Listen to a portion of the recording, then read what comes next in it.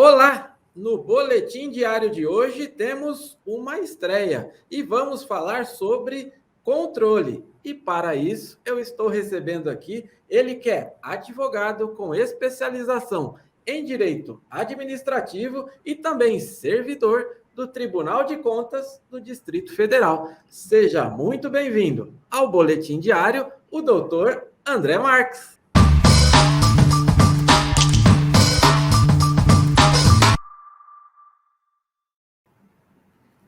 Seja muito bem-vindo, professor. Obrigado, Ricardo. Obrigado a todo o pessoal aí da Forset. É uma honra estar aqui e poder compartilhar aí sobre licitações e contratos com todos os licitantes. Eu que agradeço, me permita chamar de professor e já você que acompanha aqui o nosso boletim diário vai entender por que eu quero chamá-lo de professor, porque eu tenho certeza que vai ser uma aula. Professor, eu gostaria muito aí, aqui o nosso público, né? Sua primeira vez aqui conosco, uma grande satisfação. O nosso público fala muito aí, nosso público é muito voltado para os licitantes. E os licitantes sempre falam, né? Apontamento em tribunal de contas. Alguns dominam, outros não fazem ideia do que é, mas neste primeiro vídeo aí, professor, eu gostaria que você já fosse desmistificando, né? O que acontece aí após um apontamento no Tribunal de Contas? Por favor, o espaço é seu, professor. Obrigado, Ricardo, mais uma vez. Uma honra poder estar aqui. Então, vamos lá. O Tribunal de Contas, né, ele é visto por muitos licitantes, até mesmo por gestores, como um bicho-papão, né, como aquele órgão que você tem medo, né, que você quer distância. E é um entendimento errado, equivocado. Né? O Tribunal de Contas faz o papel dele constitucional ali de verificar as contas, né, o dinheiro público, né, e ele é voltado muito mais para o preventivo do que para o repressivo, né? Ou seja, ele está muito mais preocupado ali em ensinar, tem as suas escolas de contas, né, que é aberta tanto para servidores quanto para a própria população em geral também, né? Então ele tem muito mais esse caráter repressivo e vai atuar no caráter preventivo e vai atuar no repressivo só quando for extremamente necessário. Né? Então, o primeiro ponto, né? Não precisa temer o Tribunal de Contas, né? Nem os órgãos de controle interno, nem os órgãos de controle externo. Né? O controle interno são aí as controladorias gerais, nos estados e nos municípios, e o controle externo, os tribunais de contas. Então, o tribunal vai atuar na parte de licitações, nas 3 fases da licitação, ele tem competência para atuar, mas ele atua mais na segunda e na terceira. Né? E quais são as fases da licitação? A primeira é aquela fase preparatória, que antigamente a Lei 8666 falava da fase interna, né? Que é ali onde vai ser feito os estudos preliminares, ali, o ETP, né? Vai ser elaborado termos de referência, pesquisa de preço. Então, isso tudo ali, o licitante ainda não entra, né? E o Tribunal de Contas também não costuma entrar muito, que é muito exclusivo da própria administração. E termina essa fase lançando o edital. E é a partir desse momento que o Tribunal de Contas aí tem uma atuação maior, né, que pode ser tanto de ofício, né, ele mesmo vai fiscalizar, ou na maioria das vezes é por representações, né? Alguns licitantes aí, quando sai na maioria das vezes, como é que acontece? Sai o edital, né? Os licitantes podem fazer as impugnações na própria administração, mas se quiserem também pode fazer diretamente essa representação no próprio Tribunal de Contas.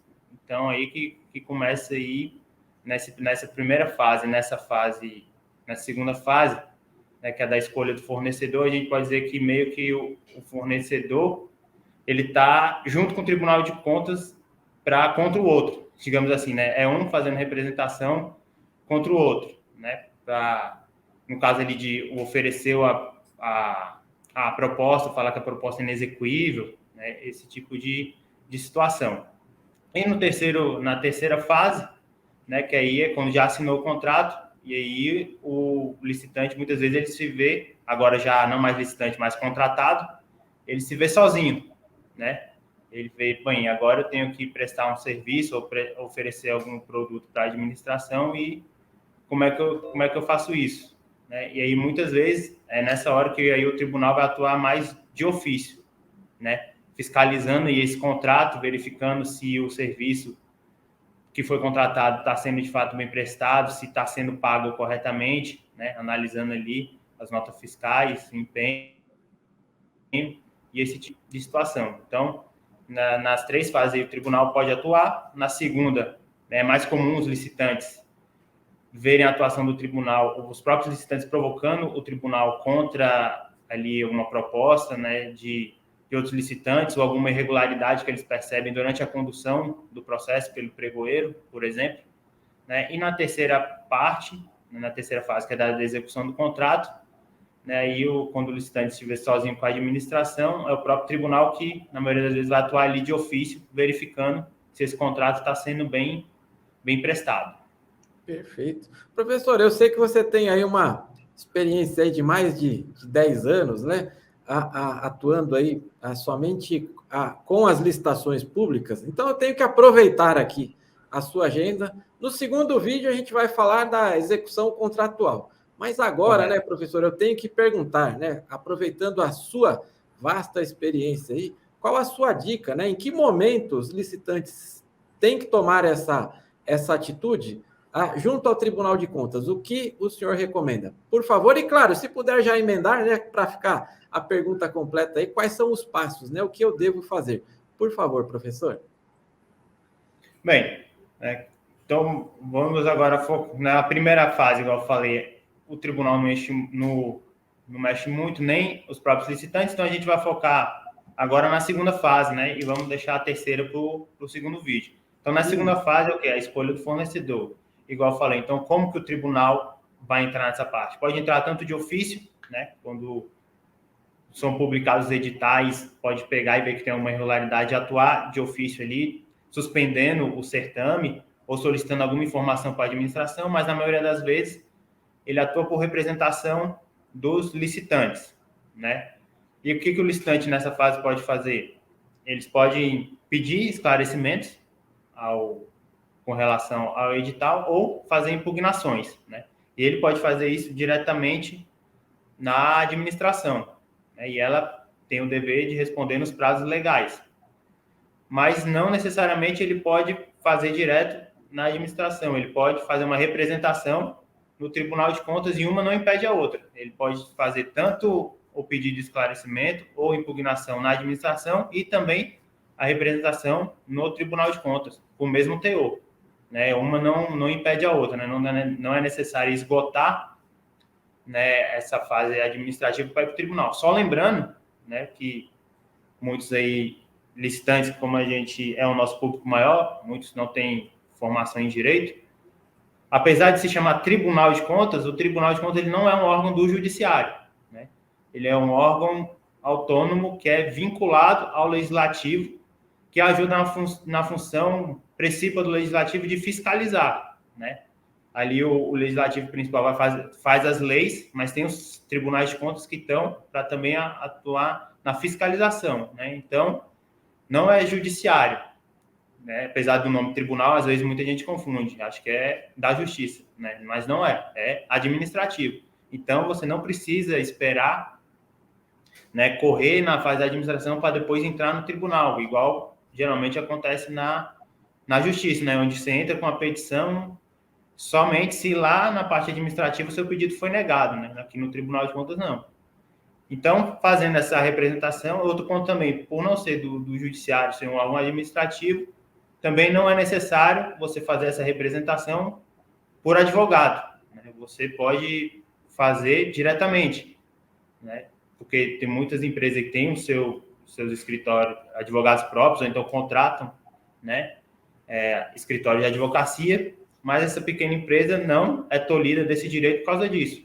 Não é necessário, né, por ser um processo administrativo, a súmula vinculante 5 do STF garante que nos processos administrativos não é necessária a defesa técnica por advogado. Então, você mesmo viu ele que tem algum problema no edital, alguma coisa, faz a impugnação para a administração, né? Mas, e aí você fala, mas por que eu vou fazer também no Tribunal de Contas? Bem, como a própria administração foi ela que fez o edital, né? Então a gente chama aí do olhar viciado, né? Que muitas vezes quando você faz aquela coisa, você não enxerga os erros que você tem. Por isso que é bom você sempre passar para outra pessoa dar uma olhada. Isso acontece com a administração. Ela fez o edital, passou por muita gente ali, então, piamente, ela acha que o edital dela está perfeito, que não tem nenhum erro, e você faz a impugnação, e é negado, né, essa impugnação. E aí, dependendo do tempo que vai ser o certame vai ocorrer, não dá tempo de você esperar essa negativa da administração para depois fazer uma representação no Tribunal de Contas, né? Então, nada impede que você faça essa impugnação e também faça com o mesmo teor ao Tribunal de Contas. Tá, e aí o Tribunal de Contas vai pegar essa impugnação, vai analisar e vai ver se tiver fundamentos de fato ali que tem alguma coisa errada, ela vai, se já tiver claro algum erro, algum vício, ela já pede para acabar com a licitação ali na hora, né? Nem chegou a ocorrer. Mas se tiver alguma coisa duvidosa, que o tribunal precisa de algumas informações da administração, o que o tribunal faz? Ele pede essas informações, e mantém, por enquanto, o edital rígido ali, mas se for muito perto, né, da data ali da abertura das propostas, por exemplo, e não tiver tempo da administração responder, que muitas representações chegam ali, né, no dia anterior à abertura das propostas. Aí o que o tribunal geralmente faz? Né, por via das dúvidas, ele determina cautelarmente a suspensão, né, do certame, até que venha essa informação da administração. E quando chega a informação da administração, o tribunal analisa, vê se de fato não está esclarecido aqui, de fato não tem irregularidade, só tem que mudar alguma coisa no edital, aí ele volta para a administração sugerindo alguma mudança, ou então se vê que é caso de nulidade, ele suspende, aí ele está suspenso e pede para anular, aí tem que fazer novo edital, ou seja, uma nova licitação, ou então se tiver tudo ok, ele só tira a suspensão e é marcada uma nova data aí para o certame ocorrer.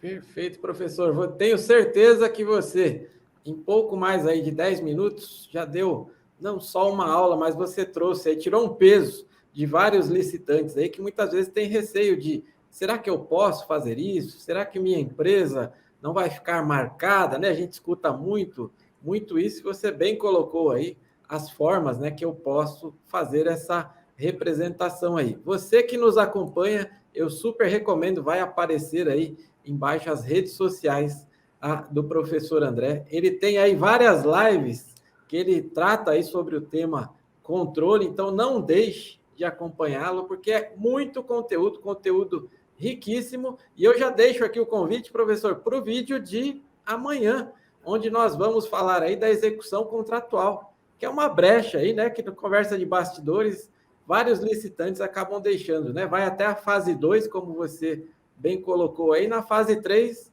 fecha o notebook, né? Vou para o próximo e acaba deixando de lado, mas tem muita coisa ainda para ser feita, né? Então não deixe de seguir aí o professor nas redes sociais e já fica o convite, porque amanhã tem um conteúdo especial também, ainda sobre controle. Por este primeiro vídeo, professor, meu muito obrigado em nome de toda a família Forset. Eu que agradeço, Ricardo, todo mundo da Forset aí, e estou à disposição, né? Sei que precisar, pode contar com a gente. Perfeito. Então, até amanhã. Até.